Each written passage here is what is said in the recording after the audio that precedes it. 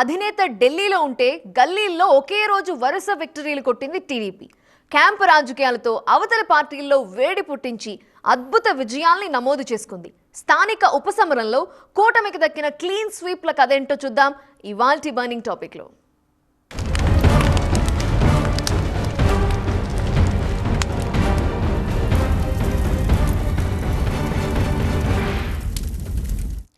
ఆటల్లోకెల్లా మస్తు మజానిచ్చే ఆట ఏంటంటే కుర్చీలాట. రాజకీయాల్లో అయితే కుర్చీ కోసం జరిగే మ్యాజిక్లు అన్నీ ఇన్ని కావు.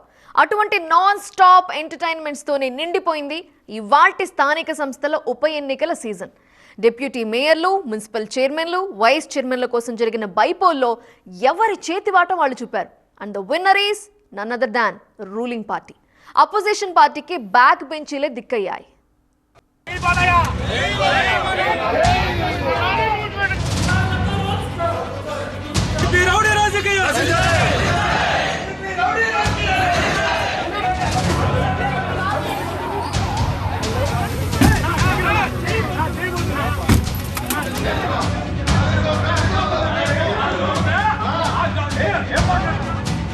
ఏపీలో మళ్లీ ఎత్తర జెండా.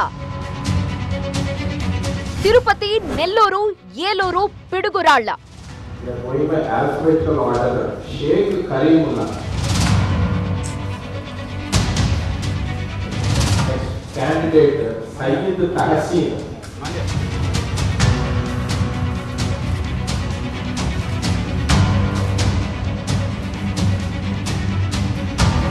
టీడీపీ వర్సెస్ వైసీపీ హీటెక్కిన స్థానిక సమరం. నిజంగా వాళ్ళకి బలం ఉంటే వాళ్ళు గెలవచ్చు కదా. వాళ్ళ ఆస్తుల మీద దాడులు చేయడం, ప్రొక్లైన్లు, బుల్డోజర్లు పంపించి వాళ్ళ ఆస్తులను ధ్వంసం చేయడం ఏం సాధించాలని? రాబోయేటువంటి ఒక సంవత్సర కాలంలో కార్పొరేటర్ల సహకారంతో నగరం ఒక కొత్త అభివృద్ధికి శ్రీకారం చుట్టబోతా ఉన్నాం. 41 మంది కార్పొరేటర్లు తెలుగుదేశం పార్టీకి మద్దతు ఇచ్చారు. నైతికతకు వెన్నుపోటుకు మధ్య జరిగినటువంటి ఈ పోరాటంలో నైతికంగా వైసీపీ గెలిచింది. అధినేతలిద్దరూ out of station. Delhi assembly ఎన్నికల్లో బీజేపీ కోసం తెలుగు ఓటర్ల వేట షురూ చేసి హస్తిన వీధుల్లో చక్కర్లు కొడుతున్నారు టీడీపీ బాస్ చంద్రబాబు. త్వరలో జరగబోయే జిల్లా పర్యటనలకు స్కెచ్చులేస్తూ బెంగళూరు, తాడేపల్లి షటిల్ సర్వీస్ లో ఉన్నారు వైసీపీ అధినేత జగన్. ఆయా పార్టీల లీడర్ల బుర్రకాయలు కూడా హీటెక్కిపోతున్నాయి.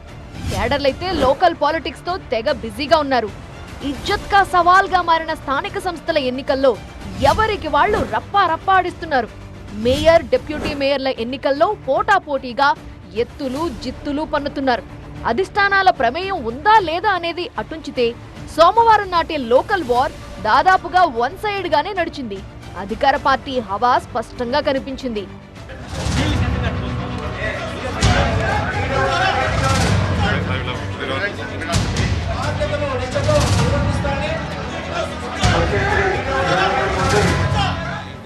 అవును, క్యాంపులతో రచ్చ రేపుతోంది ఏపీ రాజకీయం.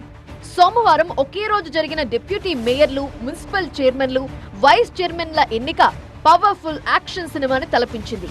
ప్రతిష్టాత్మకంగా తీసుకుని తమ సభ్యులకు విప్ జారీ చేసి మరీ ఎన్నికలకు వెళ్లిన వైసీపీకి కొన్ని చోట్ల భంగపాటు తప్పలేదు.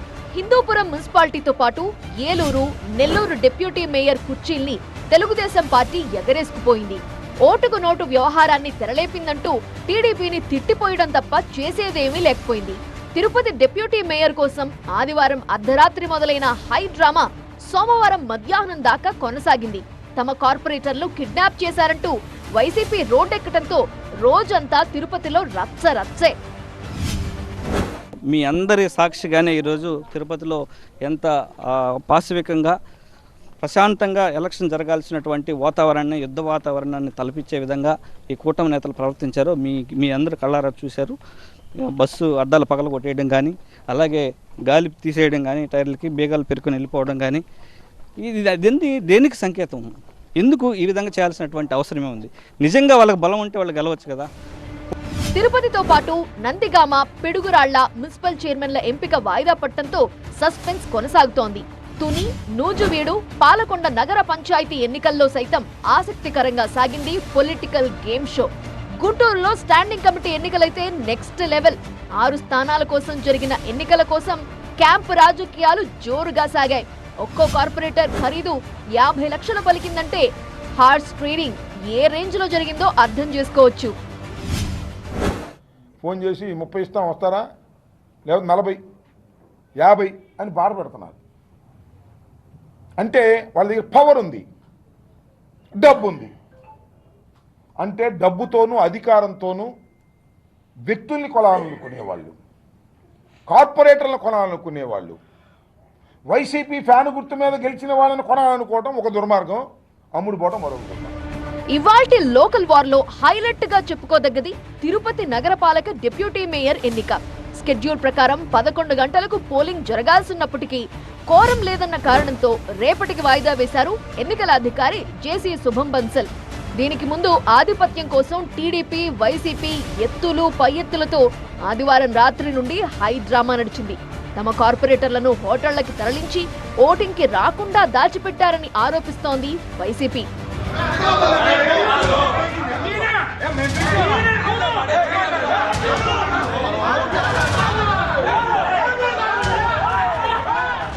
గతంలో డిప్యూటీ మేయర్ గా ఉన్న భూమన అభినయ్ రెడ్డి అసెంబ్లీ ఎన్నికల్లో పోటీ చేయడంతో ఆ స్థానానికి ఉప ఎన్నిక అనివార్యమైంది.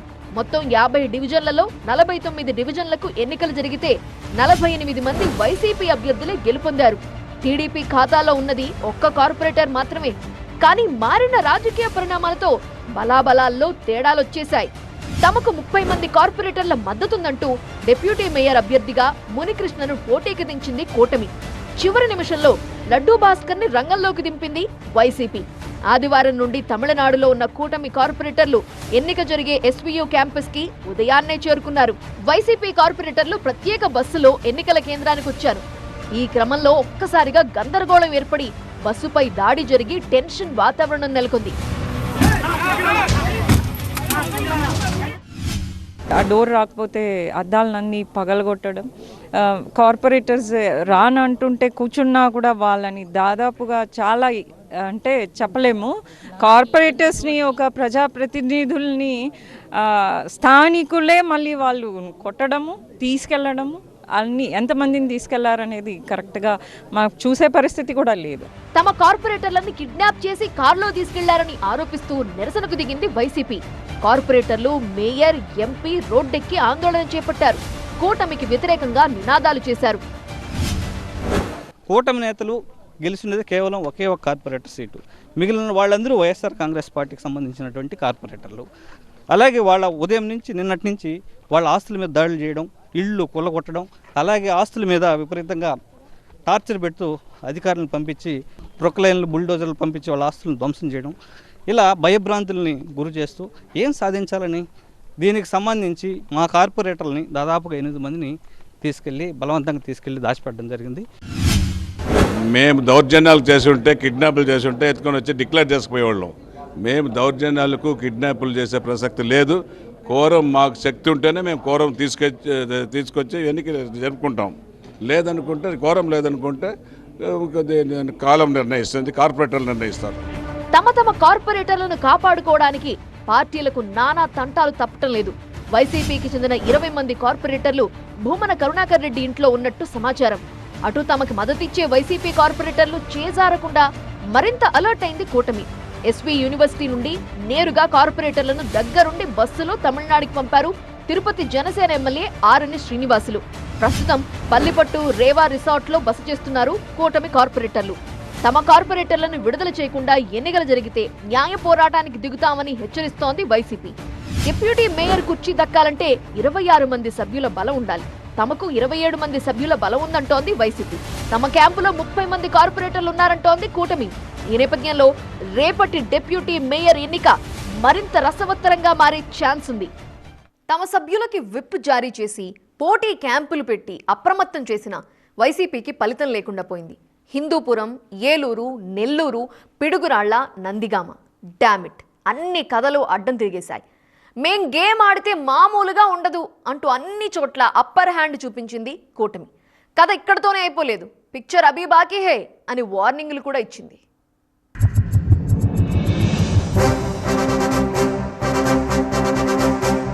హిందూపురం గడ్డ బాలయ్య అడ్డా అని మరోసారి ప్రూవ్ అయింది. వైసీపీ హయాంలో నందమూరి పట్టు తప్పింది అనుకున్న హిందూపురం మున్సిపాలిటీ మళ్లీ తెలుగుదేశం ఖాతాలో పడింది. సోమవారం జరిగిన చైర్మన్ ఎన్నికల్లో ఎమ్మెల్యే బాలకృష్ణ హవానే నడిచింది. స్థానిక ఎమ్మెల్యేగా బాలకృష్ణ, స్థానిక ఎంపీగా బీకే పార్థసారథి కూడా ఓటింగ్లో పాల్గొన్నారు. మొత్తం 40 మంది సభ్యులున్న కౌన్సిల్లో టీడీపీ అభ్యర్థి రమేష్ కు 23 ఓట్లు, వైసీపీ అభ్యర్థి లక్ష్మికి అనుకూలంగా 14 ఓట్లు వచ్చాయి. 3 సభ్యులు గైర్హాజరయ్యారు. ప్రథమ పౌరుడిగా ఎన్నికైన రమేష్ తో దగ్గరుండి ప్రమాణం చేయించి చైర్మన్ కుర్చీలో కూర్చోపెట్టారు ఎమ్మెల్యే బాలకృష్ణ. మొత్తం వ్యవహారాన్ని తన కనుసన్నల్లో నడిపి అల్టిమేట్ గా విక్టరీ సింబల్ చూపారు బాలయ్య.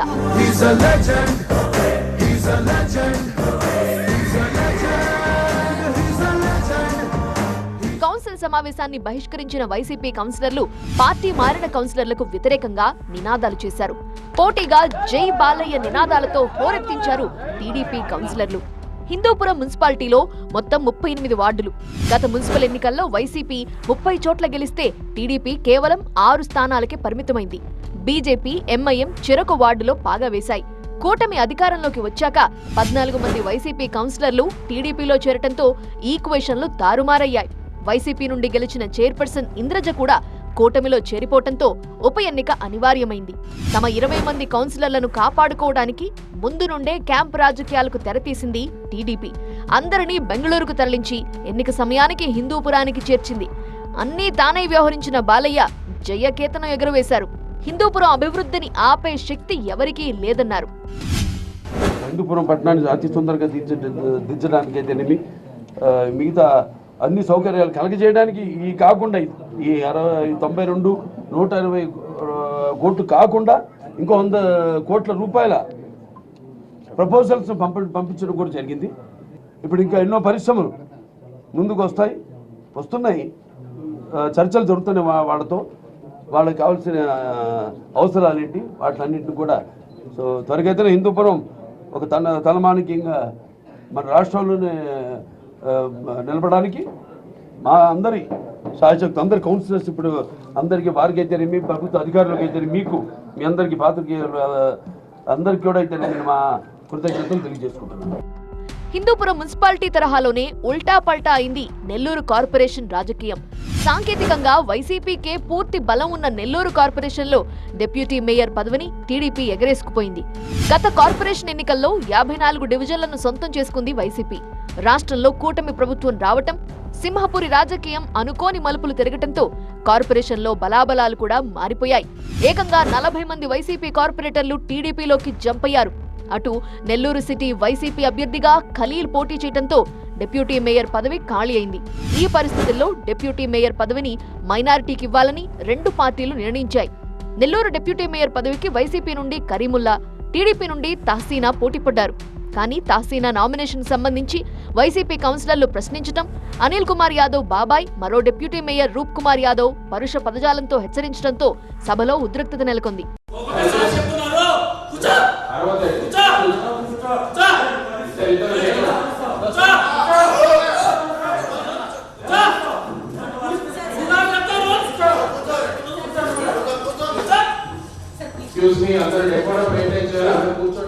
చివరాఖరికి నెల్లూరు డిప్యూటీ మేయర్ ఎన్నికల్లో నంబర్ గేమే కీలకంగా మారి టీడీపీ అభ్యర్థి తహసీన్ ఎన్నిక లాంఛనమే అయింది. టీడీపీకి అనుకూలంగా 41, వైసీపీకి మద్దతుగా 21 ఓట్లు పట్టంతో డిప్యూటీ మేయర్ ఎవరు అనే సస్పెన్స్ కి తెరపడింది. నెల్లూరు జిల్లాలోనే వైసీపీకి తగిలిన మరో షాక్ బుచ్చిరెడ్డిపాలెం పంచాయతీ. 2021లో జరిగిన మున్సిపల్ ఎన్నికల్లో వార్ వైసీపీ సైడే నడిచింది. మొత్తం 20 వార్డుల్లో అప్పటి అధికార పార్టీ వైసీపీ 18 వార్డుల్ని గెలుచుకుంది. ప్రతిపక్ష టీడీపీ 2 వార్డులతో సరిపెట్టుకోవాల్సి వచ్చింది. పదవీకాలం ముగియటంతో 2 వైస్ చైర్మన్లు రాజీనామా చేశారు. తర్వాత రాజకీయాలు తారుమారు కావటంతో 9 మంది కౌన్సిలర్లు వైసీపీకి గుడ్ బై చెప్పారు. దీంతో టీడీపీ బలం 14కు చేరింది. వైసీపీ కౌన్సిలర్ల సంఖ్య 6కు పడిపోయింది. ఈ క్రమంలో జరిగిన ఎన్నికల్లో 2 వైస్ చైర్మన్ పదవులను వైసీపీ కోల్పోయింది. వైసీపీ తరఫున గెలిచి స్వతంత్ర అభ్యర్థులుగా పోటీ చేసి శివకుమార్, నస్రీన్ వైస్ చైర్మన్లుగా ఎన్నికయ్యారు. ఇది ఖచ్చితంగా వైసీపీకి ఎదురుదెబ్బే. ఏలూరు డిప్యూటీ మేయర్ పదవుల్ని కూడా టీడీపీ కైవసం చేసుకుంది. మొదటి డిప్యూటీ మేయర్గా ఉమామహేశ్వరరావు, రెండో డిప్యూటీ మేయర్గా దుర్గా భవానీ ఏకగ్రీవంగా ఎన్నికయ్యారు. 2 నామినేషన్లు మాత్రమే రావడంతో వీళ్ళిద్దరినే డిప్యూటీ మేయర్లుగా డిక్లేర్ చేశారు ఎన్నికల అధికారి. కూటమి ప్రభుత్వం అధికారంలోకి వచ్చాక డిప్యూటీ మేయర్ షేక్ నూర్జహాన్తో పాటు మెజార్టీ కార్పొరేటర్లు టీడీపీలో చేరారు. డిప్యూటీ మేయర్లు తమ పదవులకు రాజీనామా చేయడంతో ఆ రెండింటిని ఈ విధంగా తమ ఖాతాలో వేసుకుంది టీడీపీ. అటు పిడుగురాళ్ల మున్సిపల్ వైస్ చైర్మన్ ఎన్నిక వైసీపీ టీడీపీ మధ్య ఉద్రిక్తంగా మారింది. వైసీపీ అభ్యర్థిగా నామినేషన్ వేసేందుకు వెళుతున్న రమాదేవిని అడ్డుకునే యత్నం జరిగింది. ఈ క్రమంలో 2 పార్టీల కౌన్సిలర్లు వాగ్వాదానికి దిగారు. ఈ క్రమంలో కౌన్సిల్ సమావేశానికి సరైన కౌన్సిలర్లు రాకపోవడంతో ఎన్నికని రేపటికి వాయిదా వేశారు ఆర్డీఓ. ఎన్టీఆర్ జిల్లా నందిగామలోనూ ఇటువంటిదే ఇంకో గందరగోళం. మున్సిపల్ చైర్మన్ అభ్యర్థి పంచాయతీ ఎటూ తేలలేదు. కౌన్సిలర్ స్వర్ణలతకు పార్టీ అధిష్టానం బీఫామ్ ఇచ్చింది. కానీ తాను చెప్పిన వారికే బీఫామ్ ఇవ్వాలంటూ ఎమ్మెల్యే తంగిరాల సౌమ్య పట్టుబట్టారు. కౌన్సిలర్ సత్యవతికి అవకాశం ఇవ్వాలన్న ఎమ్మెల్యే ప్రపోజల్ పై పార్టీలో చర్చ జరుగుతూనే ఉంది. ఈ క్రమంలో కోరం లేకపోవటం, సమయం ముగియటంతో నందిగామ మున్సిపల్ చైర్మన్ ఎన్నిక మంగళవారానికి వాయిదా పడింది.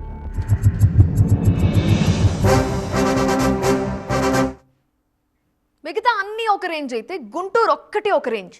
గల్లీ ఎన్నికలే అయినా ఢిల్లీ నేతలు సైతం దిగొచ్చి నాటకాన్ని రక్తి కట్టించారు. ఒక దశలో పార్టీ హైకమాండ్లు కూడా తమదైన పాత్ర పోషించాయి. ఒక్కో కార్పొరేటర్ ఖరీదు అక్షరాల 50 లక్షల వరకు పలికినట్టు సౌండ్ వచ్చింది. గుంటూరు స్టాండింగ్ కమిటీ ఎన్నికల్లో హార్స్ ట్రీడింగ్ ఆ రేంజ్లో షురు అయింది. మరి ఫైనల్గా సిక్సర్ కొట్టింది కూటమి. ఫలితం అందరూ ఊహించిందే. దానికి దారి తీసిన పరిస్థితులు మాత్రం అనూహ్యం. ఫైనల్గా వైసీపీ నషాళానికి అంటింది గుంటూరు కూటమి ఘాటు.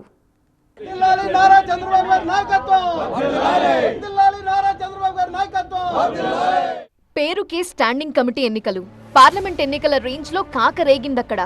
కార్పొరేటర్ కింత అని రేటు పెట్టి మరీ కొనుగోళ్లు షురూ కావటంతో ఫ్యాన్ పార్టీకి ఉక్కపోత తప్పలేదు. తమ కార్పొరేటర్లను కాపాడుకోవటానికి హైకమాండ్ దాకా మంతనాలు జరిగాయి. చివరాఖరికి వాళ్లు భయపడిందే జరిగింది. గుంటూరు కార్పొరేషన్లో 6 స్టాండింగ్ కమిటీలకు జరిగిన ఎన్నికల్లో క్లీన్ స్వీప్ చేసింది అధికార కూటమి. 1 జనసేనకు వెళ్లగా మిగిలిన 5 టీడీపీ ఖాతాలోకి వెళ్లాయి. వరప్రసాద్కు 33 ఓట్లు రాగా లక్ష్మీ దుర్గా, మీరావళికి 32 ఓట్లు, బాలాజీ, కోటేశ్వరరావు, భారతికి 31 ఓట్లు పడ్డాయి. 6గురికి బదులు 7గురికి గుర్తు పెట్టడంతో 1 ఓటు చెల్లుబాటు కాలేదు.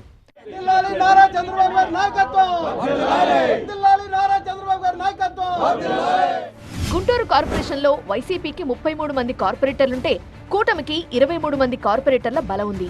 ఎన్నికలు సాఫీగా సాగితే 6 స్టాండింగ్ కమిటీలు వైసీపీ ఎగరేసుకుపోయేది. కానీ కార్పొరేషన్ పై పట్టు కోసం చూస్తున్న కూటమి నేతలు సమయోచితంగా పావులు కదిపి వైసీపీకి చెమటలు పట్టించారు. మొదట్లో 2, తర్వాత మరో 5గురు కార్పొరేటర్లు కూటమికి జై కొట్టారు. దీంతో కూటమి స్కోర్ 30కి పెరిగి వైసీపీ బలం 25కి పడిపోయింది. ఈ క్రమంలోనే డబ్బు సంచులు బయటికి తీశారని, ఒక్కో కార్పొరేటర్కి మినిమం 50 లక్షలు ఇవ్వజూపిందని కూటమిపై విమర్శలందుకుంది వైసీపీ.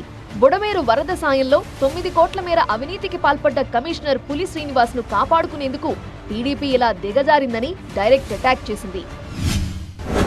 ఈ 3 ఎమ్మెల్యేలు ఇళ్ళకెళ్ళిపోతున్నారు. ఎవరికి? వైసీపీ తరఫున గెలిచిన వాడిళ్ళకి, ఫ్యాను గుర్తు మీద గెలిచిన వారింట్లకి, కార్యకర్తలందరూ కష్టపడి గెలిపించుకున్న వారింటికి పార్టీ కూడా ఎంతో సపోర్ట్ చేసి, ఆర్థికంగాను మరో రకంగాను సపోర్ట్ చేసి జగన్మోహన్ రెడ్డి గారు గెలిపించినటువంటి అభ్యర్థుల దగ్గరికి సిగ్గు విడిచి వెళ్ళిపోతున్నారు. ఒకటి అధికారం ఉంది వాళ్ళ దగ్గర. మరి మా వాళ్ళు, మరి వాళ్ళ క్యారెక్టర్లు ఉంటాయో పోతాయో నాకు తెలియదు. రాబోయే కాలంలో బులబులమని వెళ్ళిపోతున్నారట. కానీ స్టాండింగ్ కమిటీ ఎన్నికలపై వైసీపీ రాద్ధాంతం చేస్తోంది అంటోంది టీడీపీ. వాళ్ల హయాంలో కార్పొరేటర్లను పట్టించుకోపోవటం వల్లే అసంతృప్తి పెరిగి పార్టీ మారుతున్నారు అనేది కూటమి వాదన. వస్తానంటే ఆపుతున్నాం. మేము ఎందుకు ఆపుతున్నాం? ఎందుకంటే అందులో అందరూ మంచి వాళ్ళు లేరు, కొంతమంది మంచి వాళ్ళు ఉన్నారు. మంచి వాళ్ళ వరకు వస్తానన్న వాళ్ళు ఇప్పుడు ఈ ప్రాంతంలో మీరు చూస్తే ఇక్కడ విపరీతమైన అభివృద్ధి. లాస్ట్ 5 సంవత్సరాలు చూసుకుంటే ఏమన్నా ఉందో? ఇక్కడ ఓటు ఎక్కడుందో వాళ్ళకి, వైసీపీ వాళ్ళకి తెలిసి ఏం జరగబోతుంది అనేది. కాబట్టి ఇక్కడ నెక్స్ట్ 10-15 సంవత్సరాల్లో రాజకీయ భవిష్యత్తు ఉండదు. కాబట్టి వాళ్ళందరూ వస్తామంటే ఆపి అవసరమైన వాళ్ళ వరకు మేము తీసుకుంటాం. కేంద్ర మంత్రి పెమ్మసాని చంద్రశేఖర్ కార్పొరేటర్ స్థాయికి దిగి రాజకీయ కుట్రలు చేశారని కౌంటర్లిచ్చింది వైసీపీ. తమ దగ్గర మిగిలిన కార్పొరేటర్లైనా కాపాడుకునేలా జాగ్రత్తలు తీసుకుంది. కానీ వార్ 1 సైడ్ అవ్వటం, స్టాండింగ్ కమిటీ ఎన్నికల్లో కూటమి అభ్యర్థులు గెలవటం, వైసీపీ డిఫెన్స్ లో పడిపోయింది. ఎమ్మెల్యే ఎరపతినేని గూండాలను తీసుకొచ్చి కార్పొరేటర్లను భయపెట్టారని, చిల్లర పనులతో గెలిచే గెలుపు కూడా ఒక గెలుపా అని నిలదీస్తోంది. ఈరోజు వైస్ చైర్మన్ ఎన్నిక జరుగుతుంది. దాంట్లో పార్టీ ఒకరిని నిర్ణయించింది. కౌన్సిలర్లు అందరూ పోయారు ఎన్నికలో పాల్గొంచుకోవడానికి. కావాలని అధికారుల మీద ఒత్తిడి తెచ్చి పోలీసులను అడ్డం పెట్టుకొని గోండాలను తీసుకొచ్చి కౌన్సిలర్ని కౌన్సిల్ హాల్లో పోనీకుండా, ముఖ్యంగా ఆడవాళ్ళని, బీసీలని, ఎస్సీలని వాళ్ళ ఒక్క ఓటు హక్కును వినియోగించుకోకుండా పట్టుబట్టి పోస్ట్పోన్ చేశారు. ఏముంది, ఒక వైస్ చైర్మన్ ఎన్నిక మేము గెలిచినందువల్ల మారేది లేదు, మీరు ఓడిపోయినందువల్ల తీసేది లేదు. మొత్తానికి స్టాండింగ్ కమిటీ ఎన్నికల్లో ఘన విజయం సాధించడంతో కూటమి పార్టీకి ఎక్స్ట్రా బూస్ట్ వచ్చినట్టయింది. నేతలు, కార్యకర్తలు బాణాసంచా కాల్చి సంబరాలు చేసుకున్నారు. స్థానిక సమరం అంటేనే అంత. ఏ పార్టీ అధికారంలో ఉంటే అటువైపే గాలి వీచడం కామన్. రూలింగ్ పార్టీ వేసే ఎత్తులు పై ఎత్తులే ఫలిస్తాయి. గతంలో వైసీపీ అధికారంలో ఉండగా ఎన్ని చోట్ల బలవంతంగా ఏకగ్రీవాలు జరిగినట్లు వార్తలొచ్చాయి. పల్నాడు, కడప, పొంగనూరు లాంటి చోట్ల విపక్ష నేతలు నామినేషన్లు వేసే పరిస్థితి కూడా లేకుండా పోయిందని ఆరోపణలొచ్చాయి. ఈ మేరకు ఎన్నికల కమిషన్కు ఫిర్యాదులు కూడా వెళ్లాయి. ఒకానొక సందర్భంలో స్థానిక సంస్థల ఎన్నికల్ని టీడీపీ బాయ్కాట్ చేసింది. కట్ చేస్తే అదే పిక్చర్ ఇప్పుడు రిపీట్ అయింది. చేతిలో సంఖ్యాబలం ఉన్నప్పటికీ అభాసు పాలవటం వైసీపీ వంతవుతోంది. హిందూపురం, ఏలూరు, నెల్లూరు, గుంటూరు దాదాపుగా అన్ని స్థానిక సంస్థల్లోనూ వ్యతిరేక జెండా ఎగరటం ఫ్యాన్ పార్టీకి ఒక సెట్ బ్యాక్.